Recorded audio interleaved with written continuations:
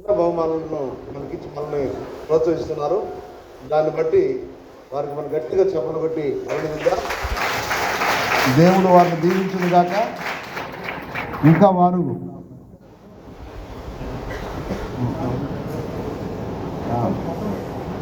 కాబట్టి వారు దేవుని పరిచర్యను ప్రోత్సహించే వాళ్ళు చాలా తక్కువ మంది ఉంటారు. అందరూ మాకు ఇవ్వాలని ఆశపడతారు, కానీ వాళ్ళు మాత్రం ఇచ్చే విషయంలో వారు చొరవ చూపారు. బైబిల్లో ఒక మాట ఉంది కదా, మరి పుచ్చుకొనుట కంటే ఇచ్చుట ఆ ధన్యత వీరి కుటుంబ జీవితంలో నెరవేరును గాక. యవనస్తులైన సహోదరుడు సైమన్ గారా, మరి ధన్యవాదాలు. మీకున్న ఆసక్తిని బట్టి, మీ తాతగారి యొక్క ఆసక్తిని బట్టి వందనాలు. దేవుడు వారు దీవించిన చిన్న వయసులో ఇటువంటి యువకులు లేవాలి, దేవుని కోసం పనిచేయాలి. బైబిల్లో యెషయా గ్రంథంలో ఒక మాట ఉందండి, వెళ్ళండి, వెళ్ళేవారిని, మీరు వెళ్ళలేకపోతే వెళ్ళేవారిని. మరి సహోదరుల్లో రెండు ఉన్నాయి, వెళ్తున్నాడు, మళ్ళాంటి వాళ్ళని ప్రోత్సహిస్తున్నాడు. మా అందరి తరఫున, ముఖ్యంగా 3G మినిస్ట్రీ తరఫున, ఇక్కడ సేవకులు అందరి తరఫున గట్టిగా సభలు కూడా వారిని అభినందిద్దాం. ఇంకా ఉన్నతమైన స్థానంలో దేశ విదేశాలలో దేవుని సేవ చేయాలని మనస్ఫూర్తిగా కోరుతున్నాం. దేవుని దీవించును గాక. అయితే సేవకులుగా మీరందరూ ఒక 3 విషయాలు గమనించండి. మీరు ఎక్కడ ఉన్నా, ఏ స్థలంలో ఉన్నా నమ్మకంగా పనిచేయండి.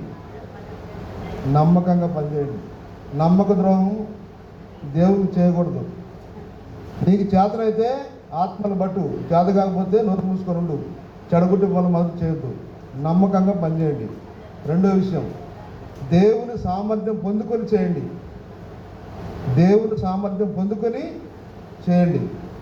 మూడో విషయం, మరి ఫలితాలను సాధించండి.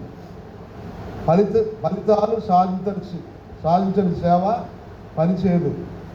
దేవుడు అన్నాడు, మీరు ఫలించండి, అభివృద్ధి చెందండి. అంతేకాదు, మీరు ఫలించడం వల్ల నా తండ్రికి మహిమ కలుగుతుంది. కాబట్టి ఈ లక్ష్యంతో మీ గ్రామాల్లో, మీ సంఘాల్లో పరిచయం చేయండి. ఇటువంటి వాళ్ళని దేవుడు పంపిస్తూనే ఉంటాడు మన దగ్గరికి. దేవుని స్తోత్రం. మరి ఇంత ధనం వారు దేవుని పరిచయం కోసం ఖర్చు పెట్టడం అంటే పరలోక ధనం వాళ్ళు ఆశించి ఆ పని చేస్తున్నారు. వారి ఘనత కోసం, గొప్పతనం కోసం కాదు. అప్పటి నుంచి నేను చూస్తున్నాను, పొద్దున్నుంచి వారు ఏ ఘనత కోరకుండా కేవలం నేను దేవుని సేవకులను బలపరిస్తే వారుగా 10 స్థలాల్లో దేవుని చేస్తారు, అనేక మంది రక్షణ పొందుతారని వారి కోరిక. దీన్ని బట్టి వారి తల్లి గారికి, వారి కుటుంబ సభ్యులకు, ముఖ్యంగా తమ్ముడికి ప్రత్యేకమైన ధన్యవాదాలు తెలియజేస్తూ మరి చిన్న ప్రార్థన చేస్తాను.